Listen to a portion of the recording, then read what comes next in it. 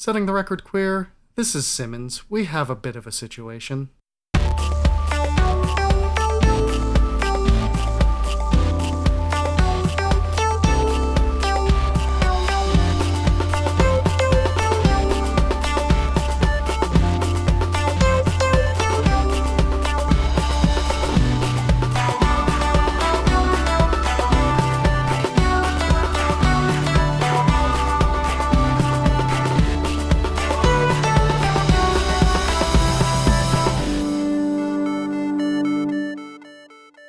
Welcome to Setting the Record Queer, a podcast where queer people talk about the pursuits and communities they love. This is episode 23, and it's a crossover with the podcast Dungeons and Queers, and we're going to be talking about actual play podcasting. My name is Alexis, my pronouns are it, its, and she, her, and I'm two of your hosts. My name's Kaylee, my pronouns are she, her, and I'm your other host.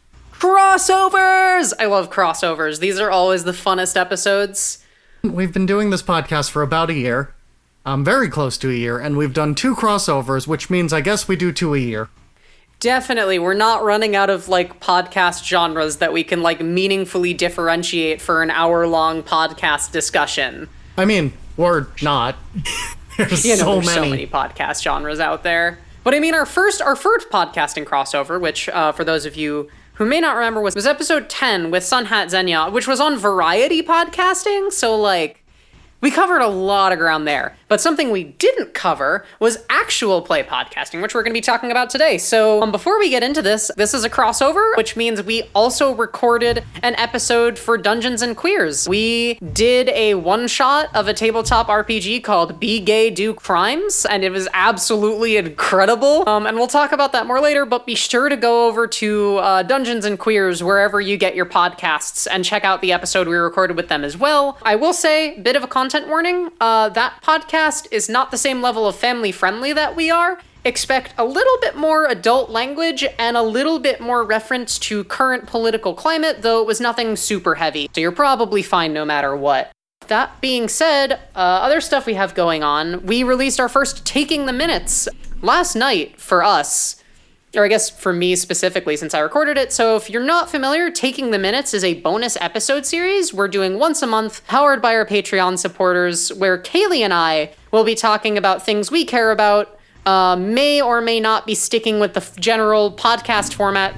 For this first one I talked about virtual photography, which is something I've been having a lot of fun with in Final Fantasy XIV. It's also a bit shorter than our normal podcast length, so if you've got 21 minutes, I think, to spare, go take a listen. I thought it was pretty good, and I'm looking forward to doing more Taking the Minutes episodes. What else is going on in our lives, Kaylee? I mean, we've both been pretty busy, so not a lot. We're getting married in less than a month at this point. Oh God, we have so much to do. So that's been a lot of it, and a lot of other, boring real-life responsibilities. Soul Sync work is going on. Alexis has been playing 500 hours of Final Fantasy a day. I'm calling you out. Yeah, speaking of boring work responsibilities, Final Fantasy XIV Shadowbringers came out, and it's all I've been doing. It's really good, and I'm having tons of fun. I haven't even gotten up to the expansion stuff in the game, but I was a few days late to beat the previous expansion and patch content, Stormblood, for when the Shadowbringers Early Access started. I was almost caught up, but I'm gonna be caught up in 2 or 3 days at this point.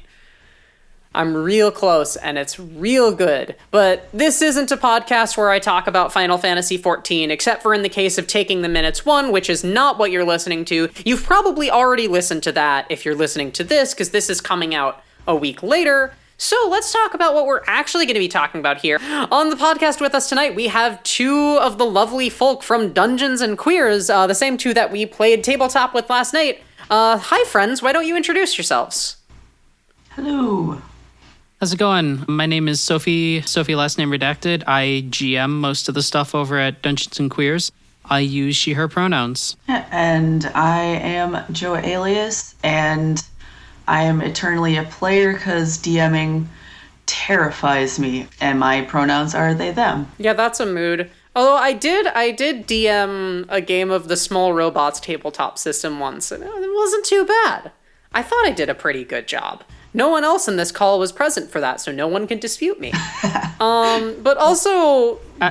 I mean, if you had fun, you did it right. You know, I mean, that's how games work. Like, I'm going to be the first to say that.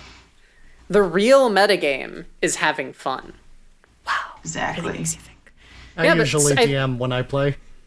Yeah. Yeah, Kaylee's a good DM. I've played a lot of stuff with her. I'm a good DM for certain kinds of players, namely the kinds Like of me. players who don't care about the rules and won't hold me to anything I've already said. Ah. I just like throwing dice on a table and not actually thinking about it very much, so Kaylee is the perfect DM for me. But Sophie, I feel like you maybe are selling yourself short a little bit here, because in addition to doing a lot of the DMing, you do pretty much all of the like management and production for Dungeons and Queers too, yeah? Well, yeah, I'm the one over at Dungeons and Queers mismanaging the social media accounts and, no, so in addition to GMing, I also I produce the show. I do all the editing and mixing, which takes quite a good chunk of time, as anyone knows who's ever done it, especially because for the most part, I have 3 players whenever we play, so it's me and 3 other people. So editing together 4 things is a lot. I'm actually working on composing some music for the show as well, because previously when there's been music in the show, it's always been, stuff that I've been able to get the rights to or has been through Creative Commons or stuff like that. But lately, I've been taking some music lessons and doing stuff like that. And I actually have about 10 years musical background with a bunch of different instruments. So we're going to see what I can do there. Dungeons and Queers is very much my baby. So I kind of do a lot with it. I manage the Patreon. I make sure everything uploads on time.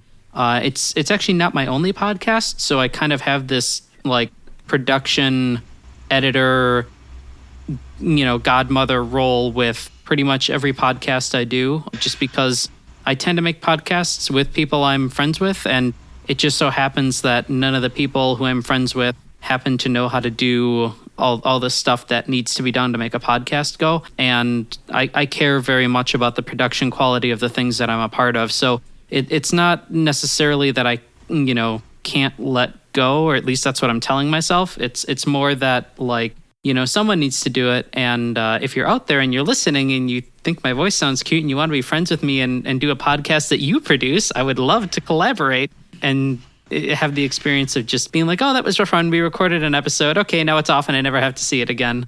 So far, that's not an experience I've had. Yeah. Kaylee and I know firsthand just how much producing a podcast episode is. This is why we love you a whole lot, Thrill Me Music. You're Thank great you. and we appreciate you. Let's hear your history with podcasting. Both of you. I'm actually going to defer to Joe here. I will tell mine, but I'm going to let Joe go first because I just did a bunch of talking. And also, I don't know if I ever actually have heard your answer to this question before. I don't think we've ever talked about it. Obviously, I know how you got involved with Dungeons and Queers, but I'm curious to hear what your background is with podcasts. So do you care if I let you go first? No, it's fine. Especially because mine is going to be much shorter. Anything you say is going to be shorter than anything I say. All right, fair. I feel like even as far as listening to podcasts, I'm a little bit late to the game. I didn't really start listening to any podcasts until Sophie introduced me to podcasts.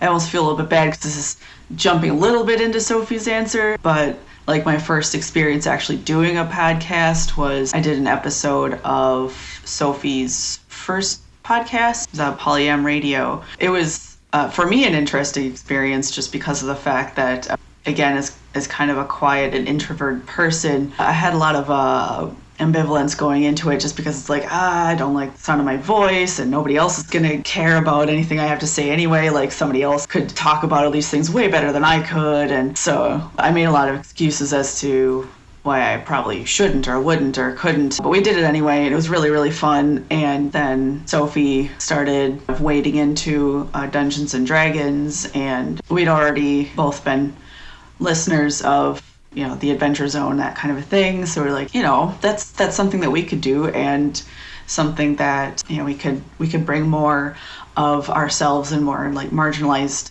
characters into. I enjoy Taz, but it is, at the end of the day, sometimes just very much, for cishet white men playing D&D, which nothing wrong with that necessarily. It's just, the actual play medium could really use more than just that, So then, yeah, we just started doing that. Other than that, like my experience with actually podcasting, that sort of thing, is very, very limited.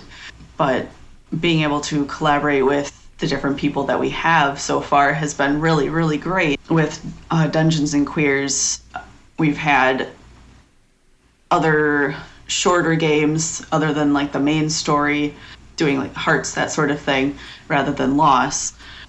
We've had a number of different people playing with us. One, Riley, who is the creator of Interstitial, and another was an individual that we knew from our Discord from South Africa, which, I haven't really, except for a professor that I had in college, I've never met anybody from South Africa before. So but other than that, it was just really great. Sorry, I got excited. That's exactly what we want on this podcast. That's literally the whole point. I actually got into podcasts because of an ex of mine who I'm very much still not over, which is unfortunate because they left my life in spectacle and flames, and basically it was a partner that I was actually in a triad with, and we were my partner and I, Mara, who I should say my spouse now, Mara, we were like, all three of us were in a very committed relationship and commitment symbols had been exchanged. And so about at that point, when I have that kind of commitment to someone, I start to be a little bit more open to new experiences. And it's like, okay, I'll try some of the things you're actually interested in, because especially at that point in my life, I was very closed off to new experiences. So I started listening to podcasts, specifically The Adventure Zone, because, and this is true, I started listening to it because we were going to play a game of D&D. We were going to play Pathfinder, and it was going to be me and Mara and our ex and a couple other people. And so basically that relationship ended, and it hurt a lot. And I said, basically, screw it. I'm not going to let this,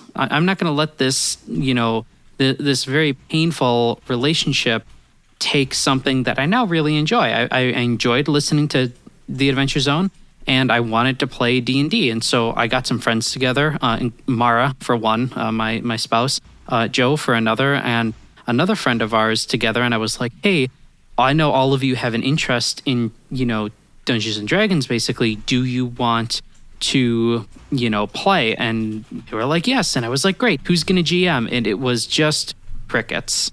And so I was like, well, I've never even played the game before, but 5th edition sounds relatively easy to learn. And that's what they play in the Adventure Zone. And I mean, if Griffin McElroy can do it, surely I can do it. He certainly makes it look easy. So we started playing. And to be honest, that campaign was a disaster. But I liked it. No. So it was pre-written campaigns. And actually, so there was one point where the premise of the first one was there was this child that had been kidnapped, and the party was hired to go into this dungeon and rescue him. And that's the way watered down version of what happened. And I had this player that was like, once they, collected this child, basically be like, okay, well, I want to 100% this dungeon. I want to go back and do all the chests and, go in every room and everything with this child in tow. And as a GM, I was like, well, that doesn't really make sense. And frankly, it was supposed to be like a 2 to 3 hour campaign, and this was hour 10. And so it was like, we're not even done with you're not even out of the dungeon yet. I can't let you go back. Yeah, that sounds like Pathfinder. Yeah, no, it was 5th edition though. Like, for real. It was a nightmare. I had no idea what I was doing. But this person got so mad about that they quit the campaign after. They just never showed back up again, and it broke my heart. And so we ended up adding someone else because we all really liked the characters that we were playing. And, we kind of had this serialized campaign where it all, it built on itself And it worked. And then about the same time, I started doing my first podcast because I was like, well, I liked the Adventure Zone. And if Griffin McElroy can do it, certainly I can do it. He makes it look so easy. And I was like, I'm going to do a show. And I had received advice and was like, pick a topic that you like talking about and someone you like talking to about it. So I coerced my then partner into doing this podcast with me where we gave relationship advice for polyamorous folks. And it was good, but not many people wrote in with questions. So we had a hard time coming up with things to talk about. And that show is still out there. It's in the internet. You can go look it up. It's Polyam Radio, like AM radio, but also like Polyam. Get it? I'm really such clever. A good title. It actually wasn't me that good. came up with the name. But, it was a good show. And then while that show was started, I was like, I want to do an actual play of Dungeons and Dragons. And so we got some of the same people from that campaign. We added in my boyfriend Credence and we swapped out one of our other players. And we started this new campaign. I called it Loss. It was Dungeons and Queers Loss. That's the name of the main campaign that we're still going through right now. We can kind of get into why I called it that and what the central themes of the campaign are. It's not necessarily grimdark, but it's meant to deal with how we process loss and, things like feeling like love is possession and things like that. And so that show has been going for almost a year and a half now. And now I have another show on top of it. It's on a bit of a hiatus right now because my now spouse and wife, our jobs conflict and we don't work the same shift. So we don't get that much time together. So it's hard to record, but that's a Sailor Moon recap show called Moonlighting. And it's Another Moonlighting, a great Sailor title. Moon fan cast, I believe is how you search for it. And It's really good. it's very popular. I don't know why. I think it's just charming, and I think that's 90% of the appeal of it. Neither of us are like film people. We don't know a ton about anime. It's just two people recapping and trying to analyze this thing that we both like. And so it has a real charm to it. The download numbers are atrocious, but it's so much fun to make. And Sailor Moon is just so much fun to watch. So we will keep making it in perpetuity. It's just, it'll be made slowly because it was supposed to be a weekly podcast originally. But that's kind of that's my abridged history of podcasting. We've now made our way to the present, so let's get into what we're here to talk about tonight. One of y'all want to give, basically a quick from the ground up explanation of what actual play podcasting is? We sort of talked around this, but let's get the definition in here. So basically an actual play podcast, it started out on the idea of an actual play, as far as I'm aware of it, and someone who's much older than me and used the internet in its actual infancy might be angry and want to correct me, but I'm sorry. As far as I'm aware of it, the term actual play originated with blogs and not necessarily Tumblr, I don't think, but sites like Tumblr, where people were posting funny stories and accounts of, their times playing games like D&D and stuff like that. And the problem was people were also writing fantasy fan fiction and things like that. And so it became confusing when these stories were grouped in the same, things, because it's like, wait a second, why are you talking about rolling dice and things like that? That doesn't make sense. What's this game, Dungeons and Dragons? And so the tag that was used to separate these out was actual play, as in this is from a story when we were actually playing the game. Not just a funny anecdote I thought up or some fan fiction that I made or a book that I'm writing or things like that.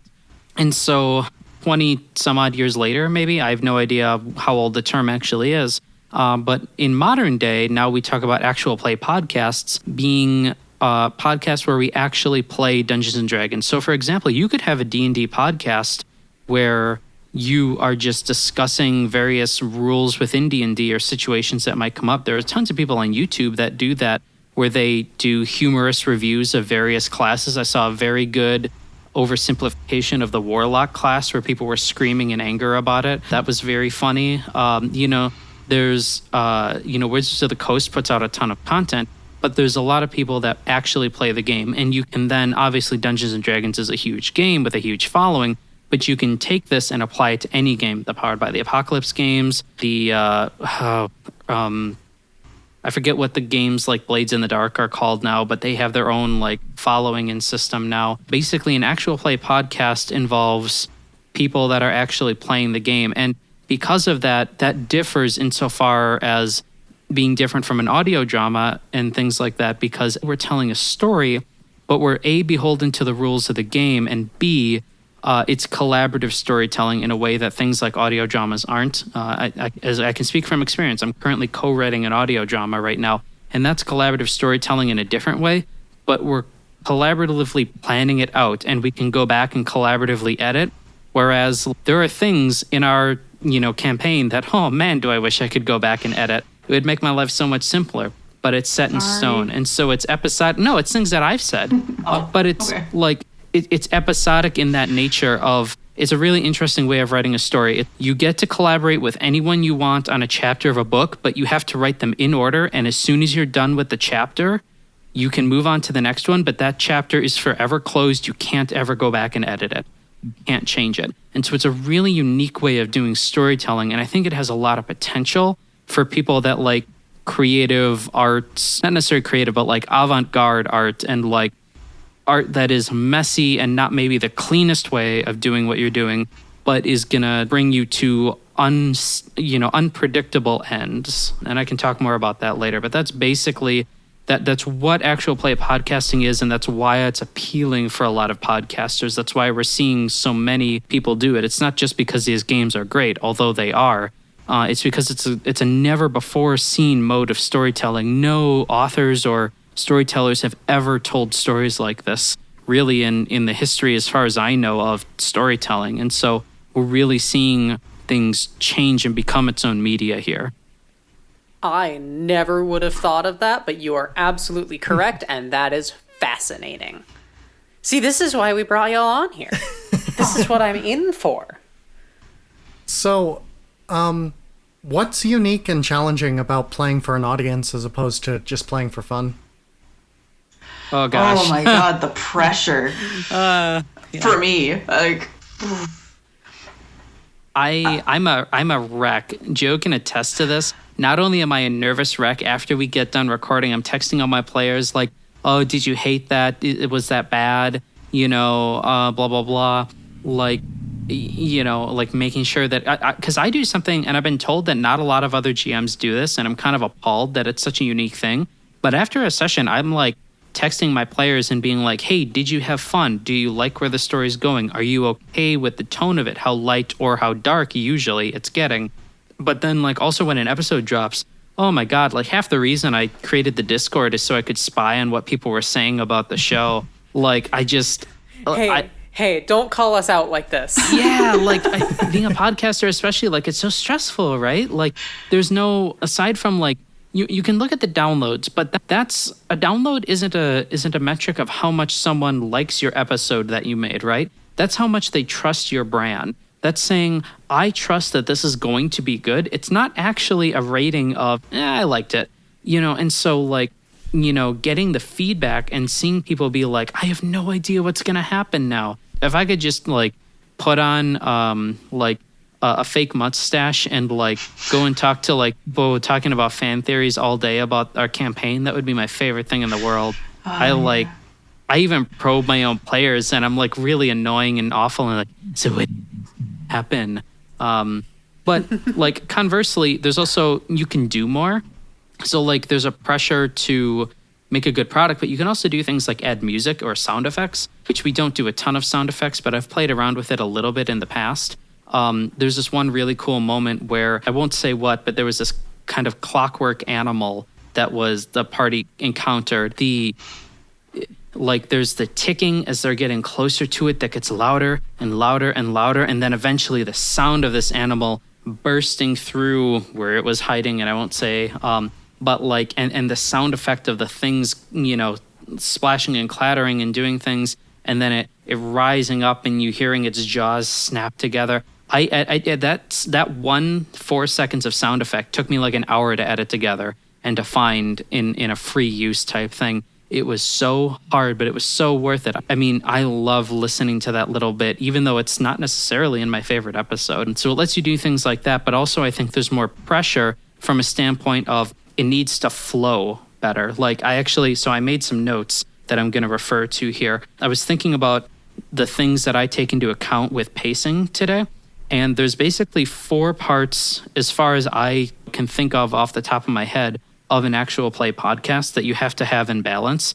There's exposition, where the GM is talking about the world in a way that, sometimes is news to the characters, sometimes is things that the characters should already know, but it's informing for the players and the audience what the world is. You're fleshing it out, you're world building. There's actual fights where you're like working together against a adversary.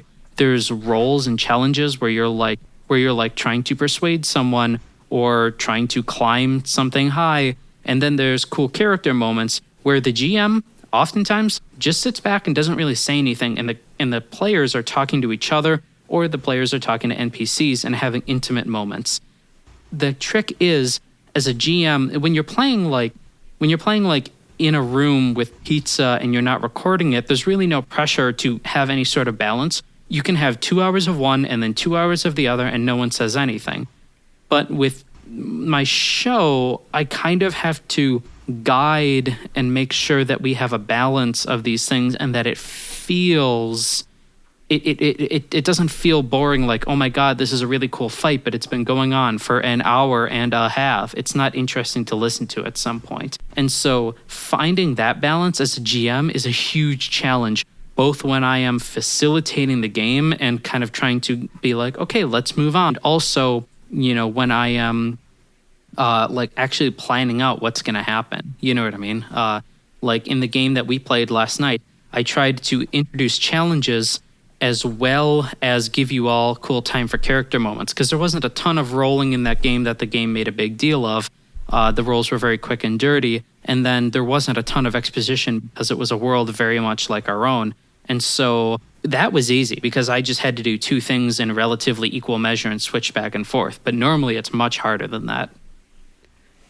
And what about you, Joe? What kind of experience have you had as a player on an actual play podcast? And like, what sort of like tricks and thought processes have you picked up in your experience doing so?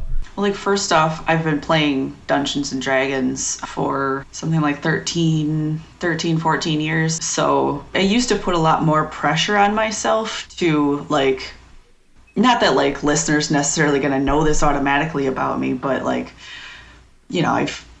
I've played a few games, so I should know what I'm doing and I should be great at it, kind of a thing. And going into the podcast at first was really intimidating, just because of the fact that, like, what if I say something ridiculous unintentionally, or what if I just make a bad decision or whatever. And I could hear in my head, every like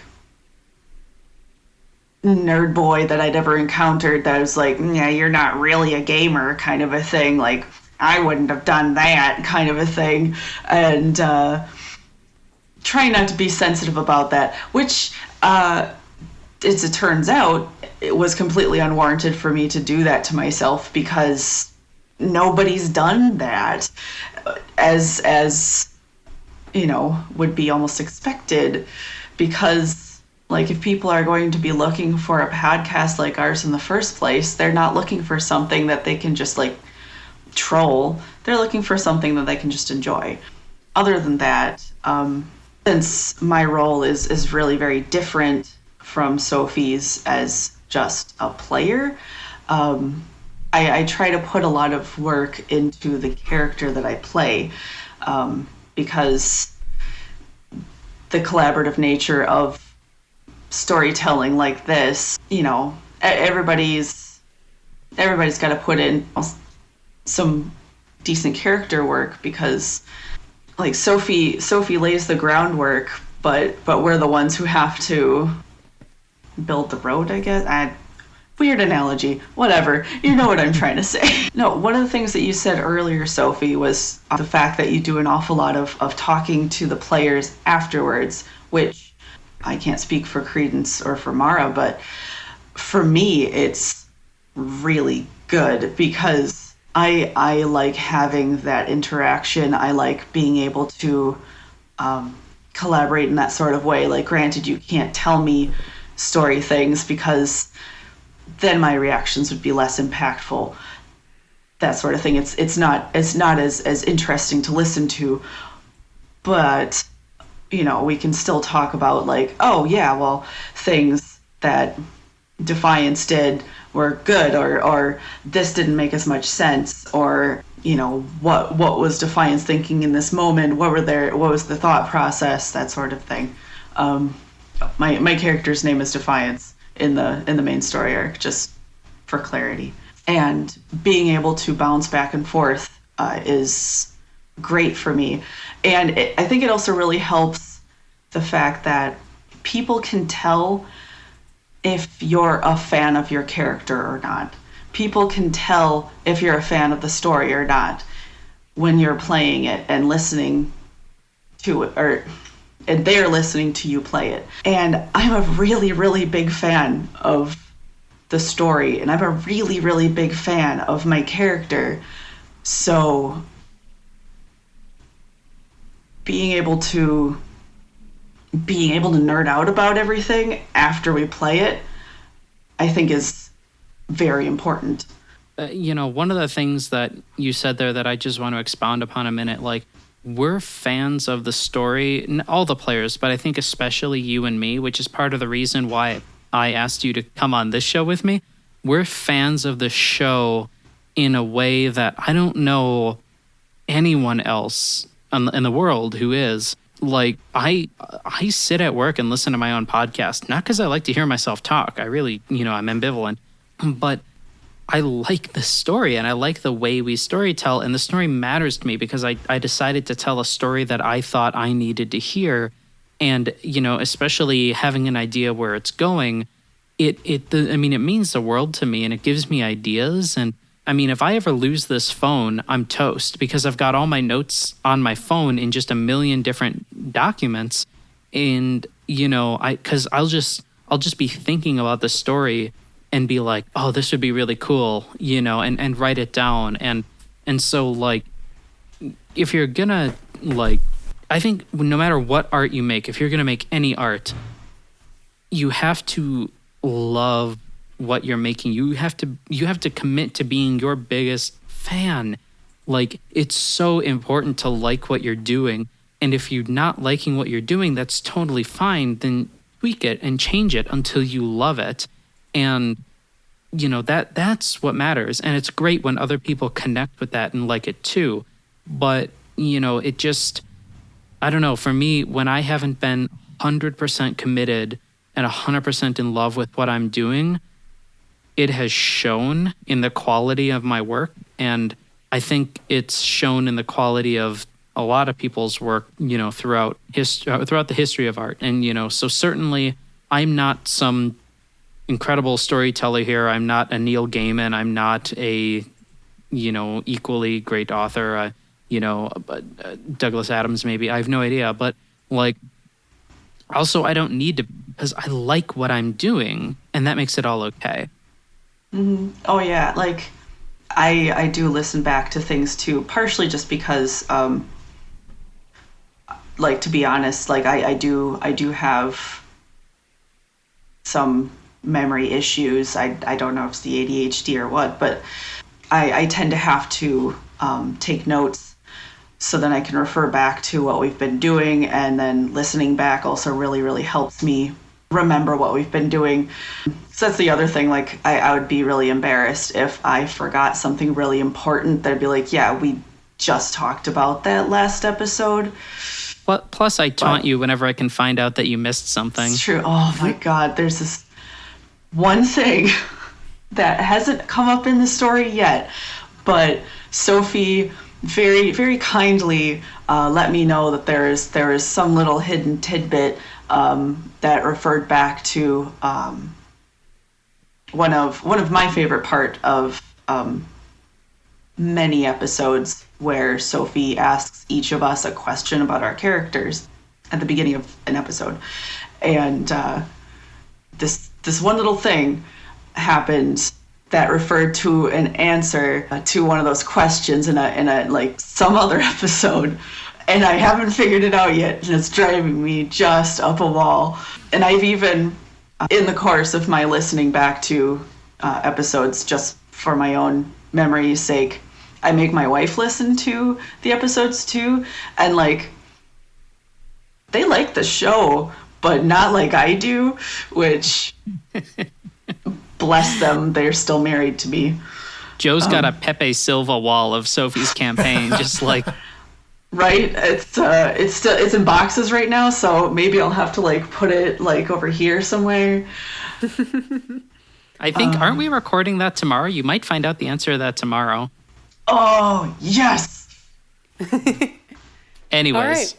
Well, why don't we change gears a little bit and talk about the community around actual play podcasting. Kaylee and I have experienced firsthand the like size and activity level of the Dungeons and Queers community. So why don't y'all talk about that a little? So the thing that I'll say about this, and I'll try to keep it brief because as you've already seen, I mean, pretty much like, when someone volunteers to GM, it's like, oh yeah, I'll talk for the next ever. But the thing I think that is... we have a Discord server, which I fully encourage you all to seek out and join. Some of your fans already have, and it's been an absolute blast having them on. It's become this really bizarre space. And so, like, I'm just going to pull it up right now and kind of go through, like, it's a place for people to talk about the show, for sure. But we also have, obviously we've got rooms called things like Main and Music where people can talk about the latest stuff they're listening to and, spaces where people can brag about their art. We've also got stuff where people can like talk about disability related stuff. And that space in and of itself has become an incredible space, not just for the occasional venting about a doctor that won't listen to you, but also like finding people that have had similar experiences to you. And I know it's been really helpful to our communities. We have a selfie and affirmations page where people will just like post pictures of themselves and like will be descended upon by people being like, yes, you look amazing. And also there's this group we call it oddly specific rooms. There's 6 of them, and they're all for people playing and running their own games and stuff like that, where people will come onto our server and meet other people on there that they've never met before and go, hey, you know what? I don't have anyone that I know that wants to play, but I really want to play Urban Shadows, or I really want to play, this module for D&D, or I really want to play this, that, or the other.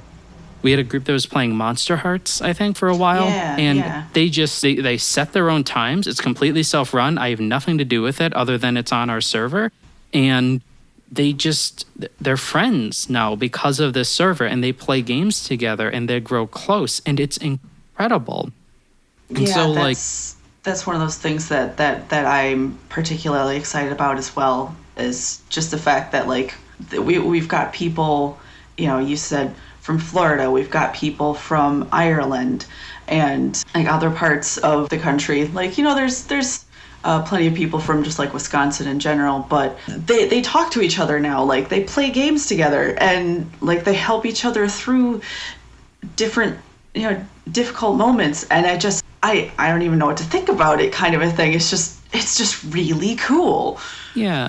And like let's full stop. There have been points in my life where the only thing that kept me going was art. And I won't get too far into it other than saying like, I'm pretty open about my mental health issues and things like that. I'm bipolar. I have borderline personality disorder. There's a lot going on up in the old noggin. And before I got my whole medication situation sorted out, which made life bearable, there was a long period where it wasn't. And there were times where the only thing that kept me going was the next Marvel movie or the next Star Wars movie, or sometimes, honestly, the next Adventure Zone episode or the next, episode of My Brother and Me. And, thank goddess that the, podcasts produce once a week or once every other week or once a month and not, we're going to do 3 of these a year like a blockbuster movie. Art, I don't think has the potential to necessarily keep someone going, but it has the potential to make someone want to keep going. And there have been plenty of times in my life where it's done that for me. And so, I know that I don't know if my art has had that big of an impact on anyone, but I do know that there's a lot of people that enjoy it, because there's people that come on the server and tell me that they enjoy it. And there's my friends that I make it with that enjoy it, and I enjoy it. And so we're adding this flavor, this zest to the lives of the people around us and making it more enjoyable. And it's special in a way that I don't know if anything else really can be. When you get a community that just has this incessant, unstoppable, like, not joy's not even the right word. Like, there's not really a word. It's like happiness and satisfaction that something exists in the world specifically. Like, people are so happy that this exists and that we're having fun with our story, and it's really cool. And they give back to us in a lot of ways. And I mean, it's just like, you know, even this, where we're like going on your podcast and you're coming on our podcast, like that community where we're all doing art together and we're all helping each other, to me, that's the most valuable thing in the world. You cannot buy it, you cannot make it, you cannot force it. It just happens or it doesn't. And I'm so thankful that I'm a part of that. And so, like, you know, when we talk about the community and everything, like, it doesn't get any better, at least what I've seen, than what we've got now. And I challenge anyone to prove me wrong and to make it even better, because that would be awesome. But, you know, as far as I'm seeing, I mean, this is incredible. You know, I mean, just the people that I get to meet. Like Joe said, we have this really passionate, really devoted group of fans who live in Ireland, of all places, you know, and they listen to the show and they talk to us about the show. And but now I have friends in Ireland, you know, and I've got friends in Florida, and I've got friends everywhere because of this small, stupid little story I'm telling, and that my friends are telling with me. And it's incredible. I'm so thankful for this community. Y'all seem to truly have like a really wonderful community. Yeah, no, they're really great people. Like, and it doesn't hurt the fact that, like, the vast majority of them are some flavor of queer, so it really makes it feel a lot safer as well. At least, like, to me. I know how you feel completely. Yeah. That's our community too. Yeah, I mean, that's the whole thing that podcasts like this and podcasts like yours are doing. We're carving out our own spaces because other people didn't make them as well. Yeah, Yep. like, let me drop in something quick here. I don't know if you all want, you can put it at the end of this. I can send it to you. We do have like a minute-long advertisement for the show, but like basically we have an advert that we make where the premise is basically, you know, we love fantasy stories and sci-fi stories and, you know, all science fiction, or I already said sci-fi, but like anything fiction related. We love these stories. We just weren't satisfied that there weren't any stories about people like us. So we decided to start making our own. And we want people to come and listen to our stuff if they want to hear stories about people like them. You know, it's a bunch of trans people. It's a bunch of queer people. It's a bunch of disabled people. Admittedly, unfortunately, our group is, you know, very homogenous racially. We are all white, as far as I'm aware. You know, even that, we try to do our best to do good representation of various marginalized groups from various racial backgrounds within our story. I try to be good with my NPCs, you know, and we just want to create stories where people go, oh, that's like me. That's just like me. And because that's so powerful. That's so powerful. Speaking from just my personal experience, like, my characters, my power fantasy, somebody who's, for the most part, comfortable with themselves and out there being able to do good. Not only wanting to do good, but also being really capable. How would you two recommend someone get started in actual play podcasting? Well, I have two different routes that someone could take. One is a lot easier, and that is not the way I did it. But you know, we'll get to that. The way I would suggest it, if you want to do it the way I did it, the first thing you need to do is have a group of friends that you know are okay with podcasting and are interested in podcasting. Because I swear, please don't start a podcast with people who don't want to do a podcast. That is the worst decision ever. I have had people on my podcast who didn't want to do podcasting and stuff like that. And a lot of times they don't realize what they're getting into of like, wait, I have to do this all the time now. And it's like, yeah. I mean, I don't know, like until we die. Yeah, this is the show, you know. We don't have a network that's going to cancel us, you know, like, I mean, this is it. You know, it's like buying a tortoise. It's like, oh, this is just mine now because it's going to outlive me. So I would say get a group together that wants to podcast and get a group together that wants to play a game. I would say your best bet if you want to throw a wide net is probably to play Dungeons & Dragons 5th edition or Pathfinder. A lot of people like that.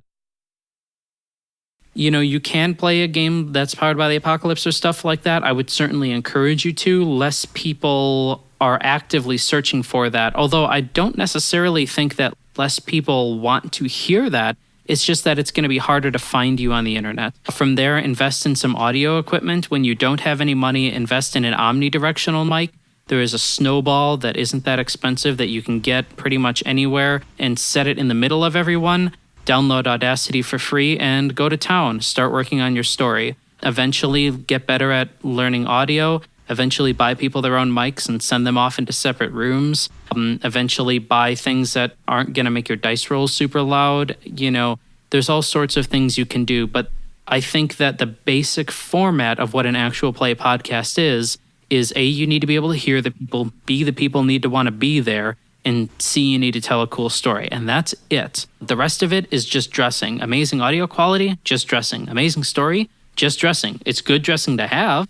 It's a nice Italian dressing, but it's just dressing. You know, so the second way to do it, and this is the easier way, and I'll admit that I am plugging myself here. Reach out to me. If you want to start an actual play podcast, I'm not joking. I'm not exaggerating. Reach out to me because, frankly, most people that want to break into podcasting, they don't have a crew of people that want to do it with them. And if you do, that's great. But if you want to do it, and you don't have a ton of people that want to do it with you, reach out to me. We can talk. After a while, if we get to know each other and we feel that, you know, we click well, you're more than welcome to come on Dungeons and Queers, participate in a live show, and potentially to be involved in one of our patron campaigns after that.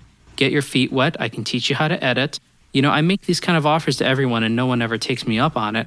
If there's anybody out there listening to this who wants to learn how to know the things that I do, if you listen to the first episodes of Dungeons and Queers and then you listen without anything in between to the most recent episodes of Dungeons and Queers, it's night and day difference. My storytelling has gotten better. My ability to ad lib and just, you know, have this just words come out of my mouth and have them not be, you know, has improved. You know, my everything has improved, even our audio quality. And so, oh my God, certainly my editing too. And so, like, these are things that can be taught. They were taught to me. One of the biggest things I would recommend is do what I did and have a girlfriend in the Twin Cities who, after a year of you podcasting, is like, hey, do you want me to actually teach you how to edit audio the right way? And you're like, yes. And also kiss me because you have a beautiful face. So that's what I did.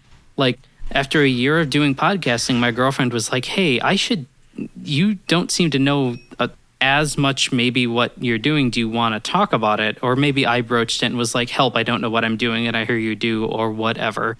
I don't know how it went down. But like, you know, I can help. And if you want to be on an actual play podcast, if you want to build your own brand, and if you want to do it yourself, and if you want to be standing 100 years from now on an empire of podcasting and say, no one helped me, I did it myself, I'm a self-made man, then you know what? Go for it, chase your bliss. But if you want to make good stories and if you want to have fun and if you want to, you know, actually collaborate with people instead of just being like, no, I have to do it all on my own, I'm a really easy person to get in contact with. And we have a whole Discord server. We just added 2 new people to our cast that I asked them out of the blue, hey, do you want to be on our show for a patron campaign? We're going to play Monster of the Week. And they were like, yes, 1,000 times yes. We're not an insular group that only has one group of cast members. We switch it up, not within a campaign, but we start new campaigns and things like that for patrons with a degree of frequency. And so there's always new opportunities to add new people.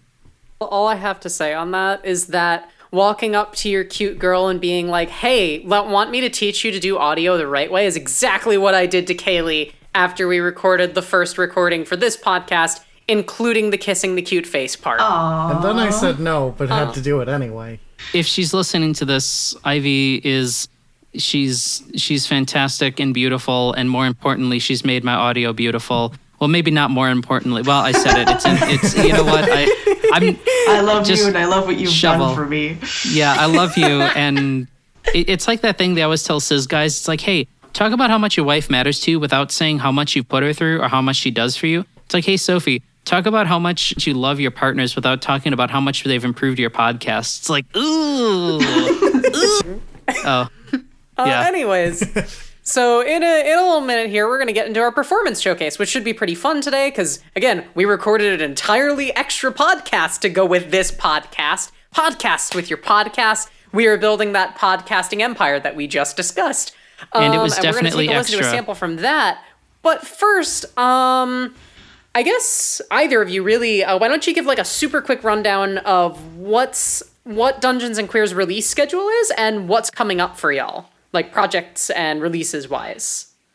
I'm sorry, Joe, you don't know the answer to that. I don't. I'll have to take that one. I was going to say, it's just because our summers, my fault, are usually kind of wonky. Sophie very, very kindly does a lot of scrambling to, make everything coherent and cohesive and schedules things out. So basically, Joe needs 2 months off of recording to go to Ren Fair every weekend, which I got a LARP. Yeah, I gotta have my LARP. So that takes some finagling for me to make sure that we don't have to go on hiatus. I've actually gotten very good at it. So Dungeons & Queers typically has a massive backlog, bigger than any backlog of any podcast that I've ever come across, except for one actual play podcast that started recording like a year before they brought their podcast out, and they're like a year and a half ahead, and I don't count them. Dang. Yeah, that's weird and foolish. You don't need to be a year and a half ahead of time at that point, like, especially to not then release that to patrons. It's like you're missing out on a gold mine.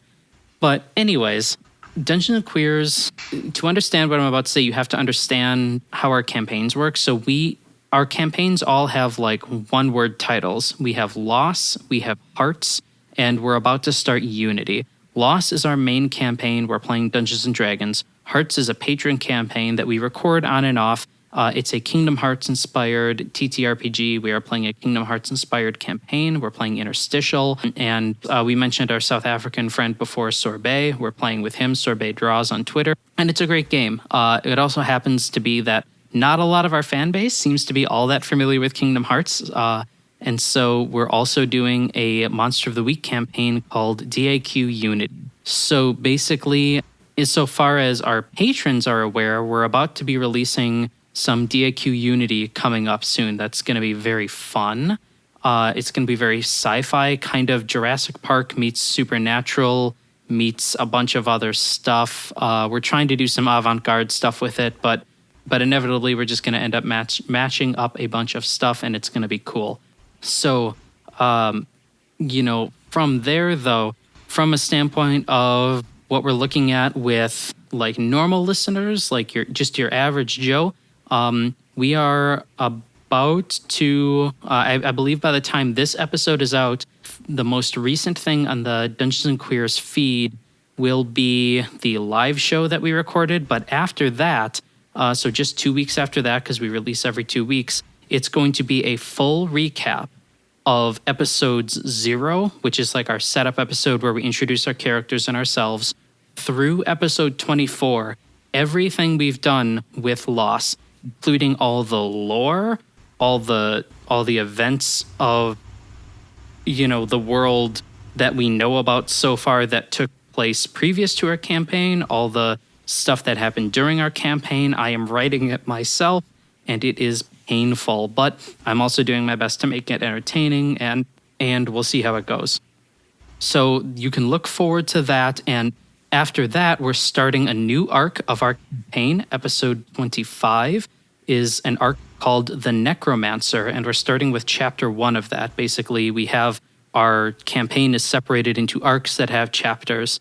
The Necromancer has 4 chapters in it, so that'll keep you good for a long time. And if you listen to that recap, you can start off, of course it has spoilers for the previous stuff, but you can start off with the most recent stuff that has awesome audio quality. We've already recorded it all. But conversely, I'll say if you decide you like that stuff and you don't want to wait 2 weeks for the next episode to come out, you can just go back to the beginning and suffer through the slightly worse storytelling and the slightly worse audio quality, if you decide you really have a love for the story. So if you're looking to wade through, countless hours of an actual play podcast and really get into the nitty gritty of it, this is a perfect time to jump on. If you just want to jump on in the middle of a story and know everything about it, where there's good audio quality and everything, this is also a perfect time to jump on. I was very careful about picking when I was going to start doing this recap.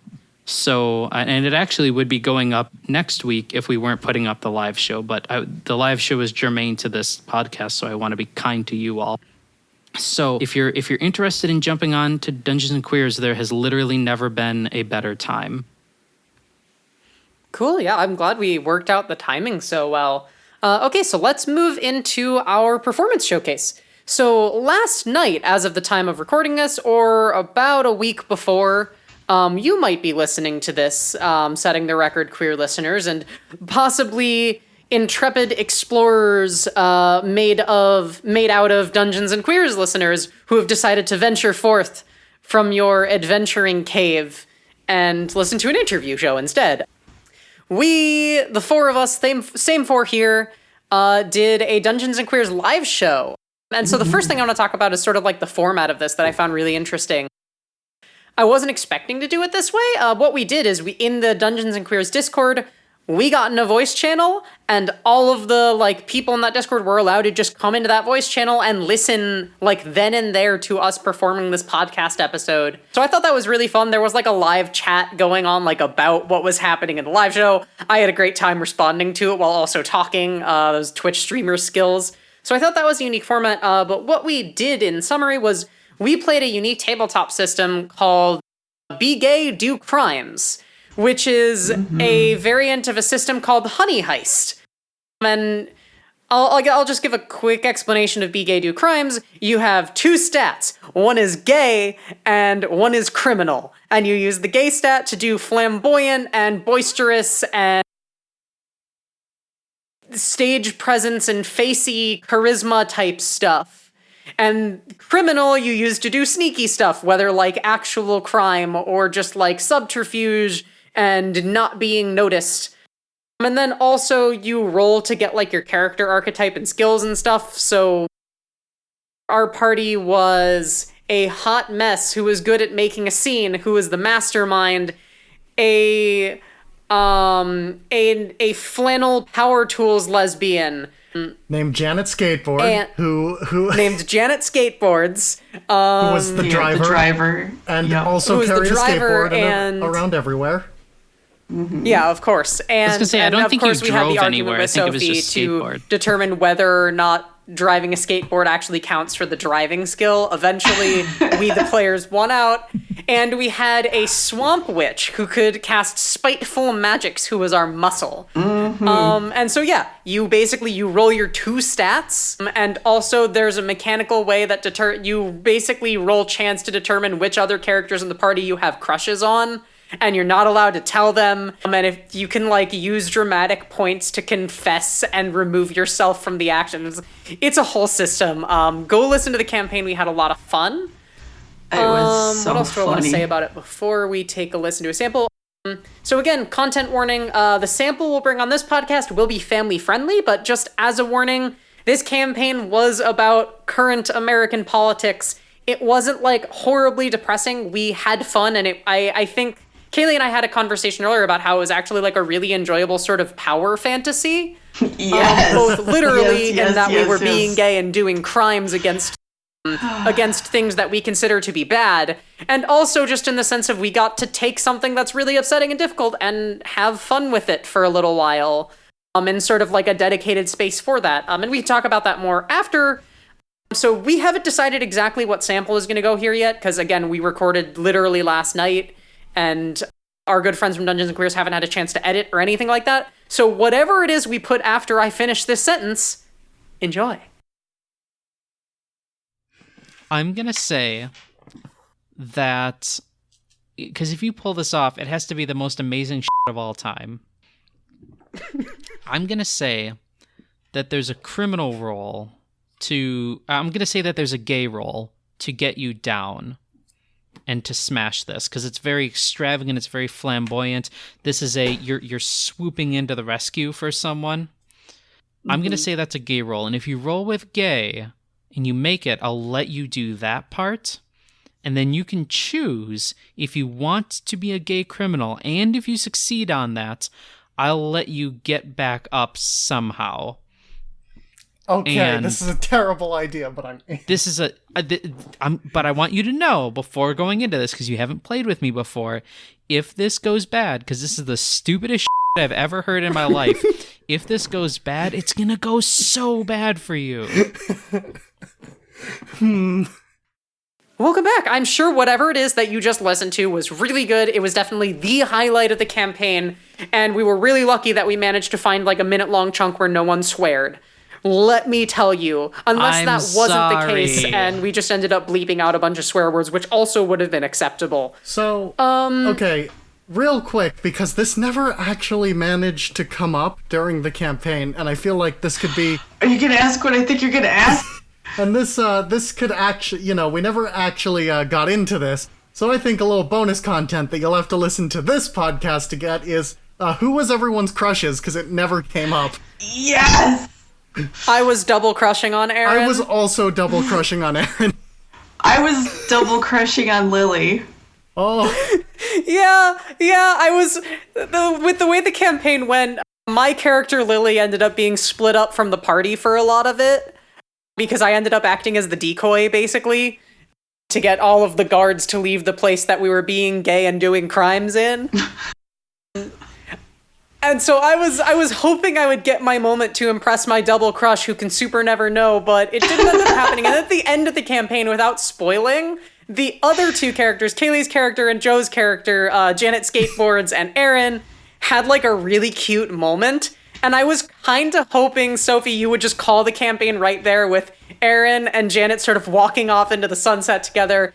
And then I would have just had my little moment of like Lily raising her hand bittersweetly, but accepting that Aaron has found what makes them happy. I mean, what actually happened But yeah, that didn't end up happening, so oh well. What actually wound up happening was way funnier, and also, you're gonna have to listen if you want to know, because we're not gonna spoil it. Yeah, the ending was really, really good. The whole thing was amazing. And full disclosure, I don't remember if I mentioned it when we played, but like I've never played a just one-page RPG before, and it was so much fun.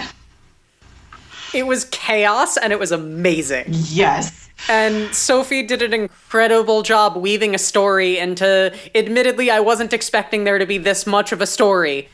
And it really turned into something. So, Sophie, why don't you give a quick sort of plot summary? And again, content warning for relevant to current American politics if that's not your cup of tea. And then afterwards, you talked about this a little with us after the fact last night, talked about sort of how this story came together and what inspired it and what you were trying to convey with it. So if you want to give us a little story rundown without spoilers, basically just like the premise, and then tell us about what sort of brought the whole story together, and again, with as few spoilers as possible. Sure. So basically, this was... I had played Be Gay Do Crime once before, admittedly in preparation for this, and I will say one thing. I think that art for the sake of art is totally valid. I think that is an awesome thing. I also know that it's not a thing that I'm very good at doing. I like my art to have deeper meanings, not because it makes it better, but because I personally make art about the things that I'm trying to process and the things that are going on in my life. So, I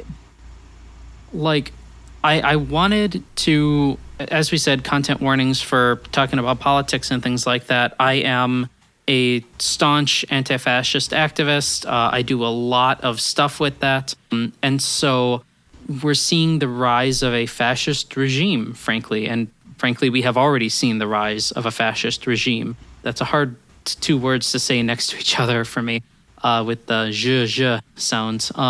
But like, I wanted something that, I felt we could all use to process this in a cathartic way.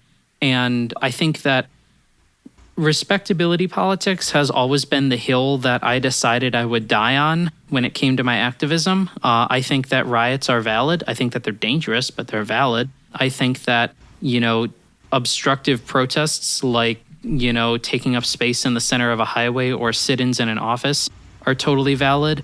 I think that sometimes like breaking a window and being like, hey, stop, listen to me is valid. And so I wanted to tell a story in which we could destroy something and destroy a symbol of fascism and be seen as valid and come out on top of it, and not at the end have anyone tell us that we were childish or that we were hurting the cause or that we needed to sit down, but in fact that by heisting and stealing this symbol of fascism was the right thing to do and was not only morally okay, but was in this case morally obligated. And so I figured, what better to pick for a symbol of fascism than the fine golden locks of Donald J. Trump. So the premise of this game of Be Gay Do Crime was our three intrepid gay criminals needed to break into the White House, locate the President of the United States, steal the hair off his head, and make their way out. And there were complications, as you might expect, but it was awesome. It was incredible. And I had kind of played through this idea once before. It went different-ish, but ultimately with the same outcome. And I think that it was really cool. It was kind of Matrix-y. It felt reminiscent of a lot of different things. But ultimately, I think that the reason everyone enjoyed it and found it so cathartic was that we got to be angry for once. We got to be angry while laughing and while having fun. We got to be angry at something, and we got to, in the end, destroy something that we hated. And, that doesn't mean killing anyone or anything like that, but we got to basically do the equivalent of burning a flag or smashing a window or something like that. And the anarchist in me loves that, absolutely loves it. Because sometimes when there is a monument to oppression, sometimes the best thing you can do is tear that monument down. And that's kind of the thought process that went into this campaign. And I know certainly that thought process isn't going to jive with everyone, but I think that there's a very vulnerable sect of the population that is going to connect with hardcore. And frankly, that is who I was making art for in that moment. And I'm also part of that group. So as I kind of said before, it doesn't need to jive with everyone because I feel that the game jived with the audience that we had and with the people playing the game. And I think that that's what matters. So I hope that you, listener, choose to listen to it and do enjoy it if you're listening to this. Yeah, and I think another thing worth mentioning, I can just kind of paraphrase what you said last night, again, to avoid spoilers. So yeah, please listen to me describe this thing and then go listen to the Dungeons and Queers live show and sort of see how this played out. One other theme that Sophie's campaign sort of, I think, acknowledged in a really interesting way was fascism's desire for the elimination of diversity and for this creation of incredibly forced, uncomfortable unity. Or not unity in the terms of people coming together, but in terms of everyone being the same way, in terms of assimilation. Yeah, uniformity and assimilation, absolutely. Yeah, and so the way that came together in the campaign is not what you're expecting, I'm willing to bet. It wasn't what I was expecting, and I didn't really put two and two together on it until after the fact. But it was really astute once it all came together. So go take a listen to Dungeons and Queers live show with Setting the Record Queer. It was an absolute blast. You can listen to like a couple hours of me just cackling off to the side of my microphone, unable to roll dice successfully because I'm laughing. Anyways, Kaylee, why don't you bring us into our listener questions? Yes. So our next segment of the podcast is the listener questions. As always, if you have a question for a guest, you can email us at settingtherecordqueer@gmail.com, get in touch with us on Twitter at strqueercast, or come hop into our Discord at bit.ly/strqcord. Now, this week is actually a bit special because these questions did not actually wind up coming from our Discord, but they wound up coming from the Dungeons & Queers Discord. So our first question from the Dungeons & Queers Discord comes from Asteris. What has been a guiding force for you in queer tabletop RPGs, and what has made you uneasy about people who do things differently? So, I'll go first, I guess. I've been kind of thinking about this all day. I guess like the guiding force for me, there's been a couple moments actual one-line things that people have said to me that have really stuck with me. One of the most important, I think, to me is Riley Hopkins, who's a podcaster and an indie game designer and probably other things by now. They're always doing something, but Riley is the person who made Interstitial, and actually for the first arc of our Hearts campaign, Riley was playing a character with us, kind of teaching us how to play the game and pitching it, because at the time the game was still kickstarting. Riley was a big proponent of the idea that rules don't matter insofar as if they are preventing you from having a cool story moment, or if they don't make sense, or if you're not if it's going to make it less fun. The GM always has the right to suspend, quote unquote, the rules and let a cool scene happen. And a lot of people disagree with that. I myself disagreed with that before I started making an actual play podcast. There were really cool moments early on in the show that I stopped from happening because I was like, that's not in the rules. And now I totally let things happen. And then afterwards, I find a way to justify it within the rules or, make it work in the universe or somehow. The other thing I think is that, so as the GM, there's kind of two different standpoints to GMing. One is very freeform where you don't make a lot of plans, and the other is when you plan things a year and a half in advance. I'm one of those people that plans things a year and a half in advance. Sometimes I wish I wasn't. I wish I was not so... that I didn't have a chokehold on my plot the way I do, but I know what's going to happen, or at least I think I do. There have been a great many times, tons and tons, to the point where I don't even remember all of them anymore, where my players have done something that has dramatically changed the plot. I am always skeptical of people that view this as ruining the story, although I do occasionally joke about that on the podcast, saying players ruin everything and stuff like that. The players are your co-authors. They don't ruin anything. They don't. By definition, they have as much of a say in this as you. They have complete control over their character, just like you have complete control over the world. And if they say this happens, to some degree, you have to go with that. And the reason I'm skeptical of people that doesn't grok with is that it's improved my own story so much. The story is radically different than it would have been. And it's always been an improvement. And in the times where I stopped it, I felt like the story suffered for it. If you're working with people that genuinely care about the story and aren't trying to break your game and all these things, if you're working with people that are invested in your world and invested in the story, it's only going to improve the story. So keep in mind that any game, whether or not you're recording it, is collaborative. And if you want it to be the best it can be, you have to be willing to take other viewpoints. There was actually a moment in Hearts that I won't spoil too much, but Joey, you remember this moment. It was with your character and another character. There was another character that was dying, and Joe wanted to save this character, and the person playing the character was like, I like it better if this doesn't work. And we had to have a conversation about it. And Joe had already rolled to save the character and succeeded. But I ended up editing that part out because we all agreed it was more emotionally impactful, since there were things going on with the character where it made more sense for the story to go this way than that way. And so that was an instance where it's like, you know what? It doesn't matter what the dice did. The dice should not be what tell your story. The dice have no idea what's going on in your story. That's literally that's like a fashion designer knocking on their neighbor's door when they're trying to pick a color to make a dress in and saying red or blue with no context, and their neighbor saying red and then being like, thank you, I will make things red forever. It's like, no, you have to have nuance. You have to be able to edit. You have to be able to do all these things. And so trust, don't give your dice more power than you give your players, and certainly don't give your dice more power than you give yourself.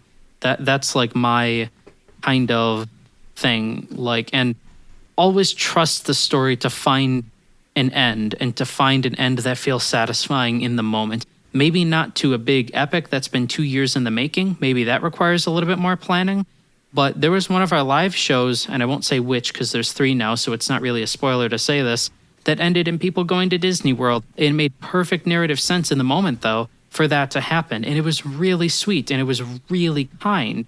And so, that's not something I could have planned for, but I'm so glad it happened. So you have to trust your players, but also you have to trust yourself enough to take your hands off the reins sometimes and just see where the story takes you.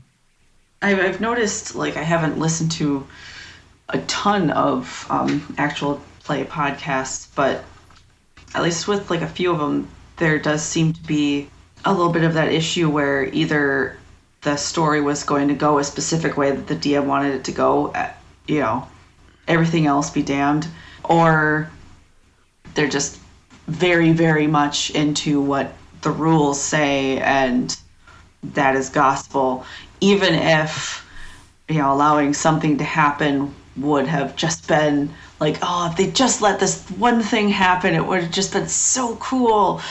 Well, no, I think the one other thing that I would want to say is even if it's technically comedy that you're doing, or a funny bit or something, take it seriously. Take what you're doing seriously, take the story seriously, take your character seriously, because again, there's a big difference between you putting everything you have into it and goofing off, or not really caring and goofing off. It definitely comes through in the work. So make sure that as you're having fun, be serious about it. Mm-hmm. Have a commitment to what you're working on. Yeah. Let's get into our second question here from Mock in the Dungeons and Queers Discord, who asks, have tabletop RPGs affected how you process emotion, or have they helped you process and explore gender in a safe way? Basically, has this experience helped you in the real world? I definitely have to say, yeah. As far as emotions go, it has helped some, in as much as I don't know how many people experience this, and I don't know how common it is, but when you're getting into a character, whether it's actual play or not, there's a thing that can happen that's character bleed, that if you get into it, you can feel what your character would logically be feeling. You can feel the impacts of everything that's happening, and sometimes it can follow you home. And at least for me, figuring out how to manage that has helped me to be able to figure out how to compartmentalize different things. I am an individual with a lot of anxieties, and I'm not great with interpersonal conflict in the real world. I can still remind myself in certain moments that, this is a very unpleasant thing that's happening right now. But depending on what it is, I can make it stay right now, and I can make sure that it doesn't bother me later, because this is a thing, it's happening, but it's happening right now, and it won't be happening later. On the job kind of things, for example. As far as gender goes, that is a big yes, because back in the day, when I first started playing D&D, I started playing D&D because I was dating somebody who was a DM. And so he was my DM for a long time. We were together for 11 years. But unfortunately, he was always the kind of person that I don't know how to put it exactly without it sounding bad, or, well, it is bad. So, it is bad. It is bad. He's always the kind of person that, like, if you're a femme human being, if you're a person who has a vagina, you're playing a woman. And same thing, if you were born with a penis, you are going to play a man. Gross. Yeah. This is in an attempt to be nice, given the benefit of the doubt. This is before he understood that there are other genders, and frankly, I was raised very, very sheltered, very conservative. So until I managed to go to college at the ripe old age of 27. I hadn't really encountered that myself, so I spent so much of my life feeling so out of place and so not okay with myself.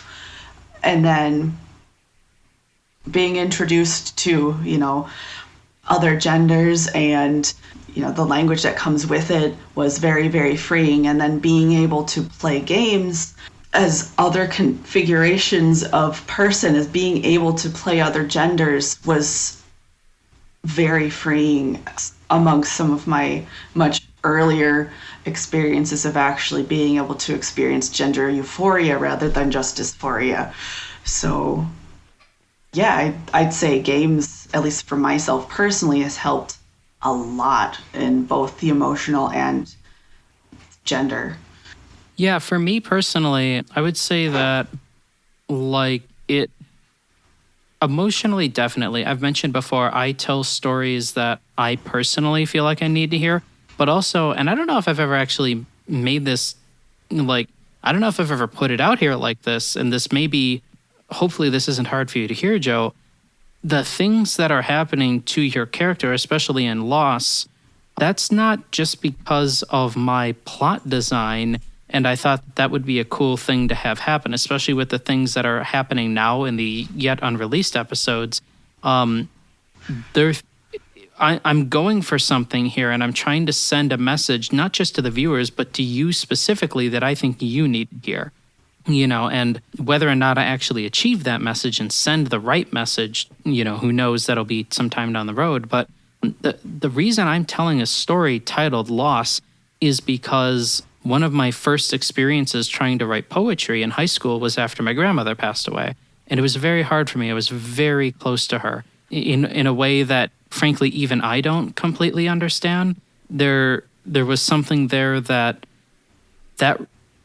the kindness that we both showed each other was more than it had any right to be. We were more important to each other than we had a right to be, especially with how my relationship was with my parents. And so that was very hard for me. And I tried writing some poetry that I didn't share with anyone, really, that it was just for me. But my parents, I had no privacy. My parents would frequently raid my room. And during one of the raids, they found this, and I was punished severely and basically told, how dare you write this kind of stuff? You think you think this is hard for you. This was my mother. And, Wow. yeah. And so, I watched my parents process loss in a way that wasn't healthy, and I processed loss in a way that wasn't healthy. And, I wanted to tell a story specifically where the core idea of it at the end would be simply this: the fear of losing precious and beautiful things in our life turns us into something repugnant and ugly. That is at the core of what the campaign of Loss, from my perspective, has always been trying to get at. And there's lots of other things going on. Defiance, Joe's character, is going down their own path. Credence is doing a very interesting thing with Laza. Laza is a half-orc barbarian. She's a canonical trans girl. She's also canonically autistic. Credence is autistic as well. And so he wanted to tell a story about an autistic trans girl where the conflict in her story arose from neither the autism nor the transness. Her conflict in her story has everything to do with, finding her place in the world and her family and things like that. And it's not that her family didn't want her. It's far from it.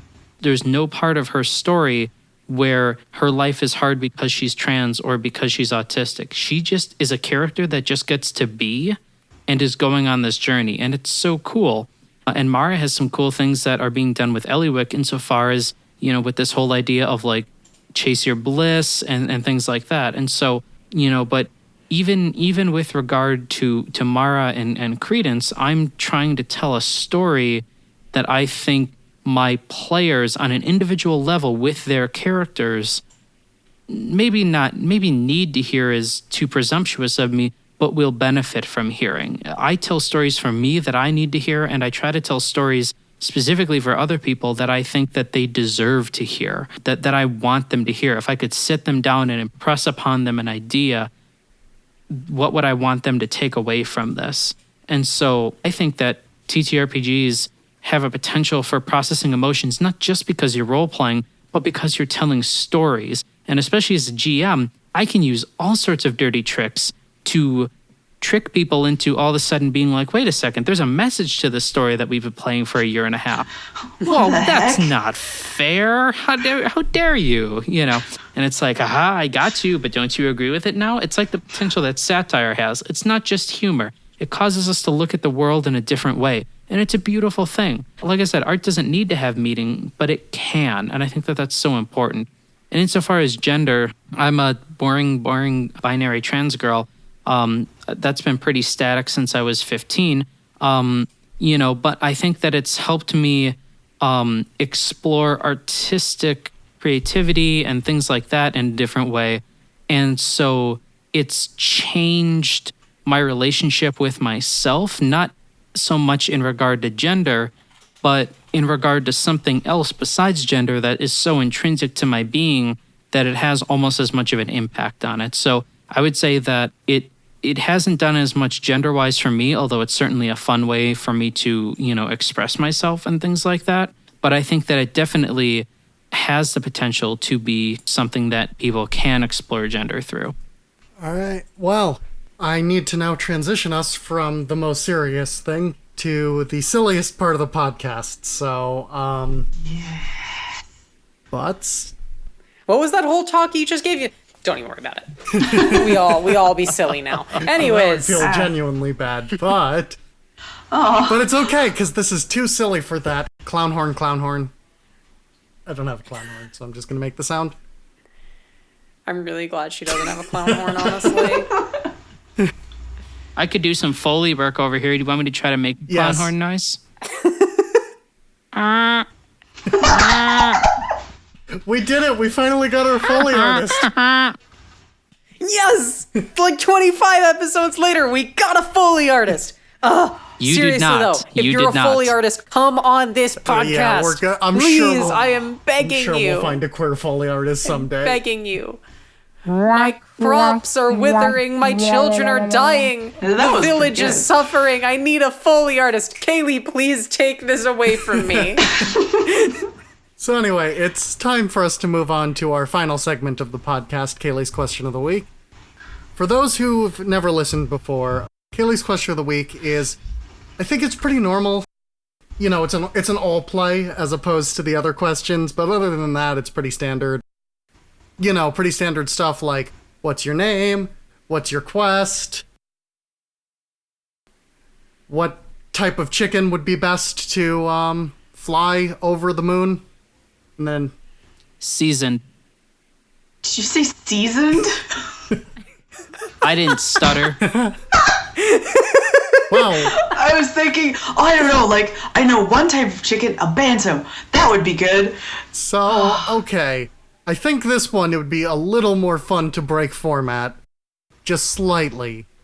So, what I'm gonna do here is everyone's going to name a fictional character from a non-fantasy setting. Any fictional character will do. Neo, the most famous trans girl ever. I'm gonna go with Ben Gates. That's Nicolas Cage's protagonist character from National Treasure. Damn it, stop talking about National Treasure. You will never stop me. You will never stop me. I have more nostalgia for the movie National Treasure than any human being rightfully should have. You should just watch it, that'll fix it. As I make you sit and watch it with me and be reminded that now as an adult this movie isn't very good anymore. I've seen the movie. You will not stop me.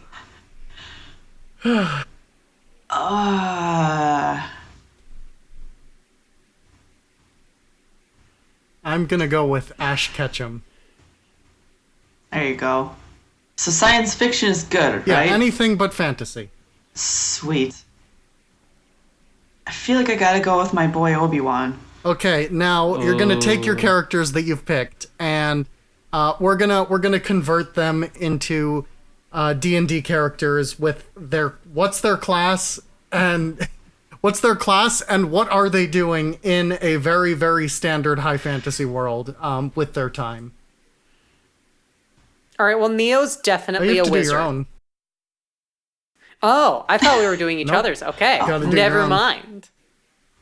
All right, well, I'll go first. Ben Gates is definitely a rogue. Let's just be honest about that. He's the rogue that sits in the tavern and waits for someone to come in and ask him to steal ye old Declaration of Independence for however many gold pieces he's asking for the service. Declaration of 1 Independence. million.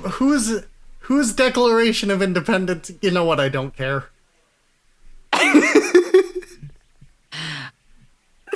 I actually I take umbrage with the idea that Neo would be a wizard.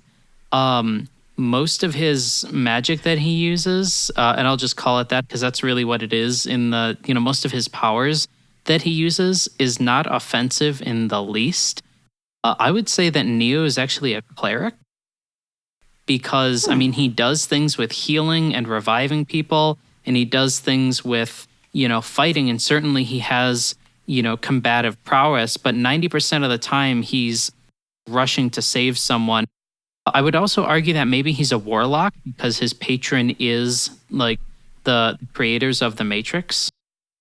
And he too is overpowered like the warlocks are, but in a way that is unconventional. So I would say either cleric or warlock, which, if anything, isn't a warlock, just a cleric with a creepy tentacly god. Ugh. So a cleric of like Cthulhu. Yeah, don't you me, okay? We don't patron deity shame on this podcast. Thank you very much. All right. Sorry. My bad. You don't. We don't patron deity shame on 50% of this podcast. Thank you very much. I'm feeling just a little bit torn between like monk or paladin, because You can dual class.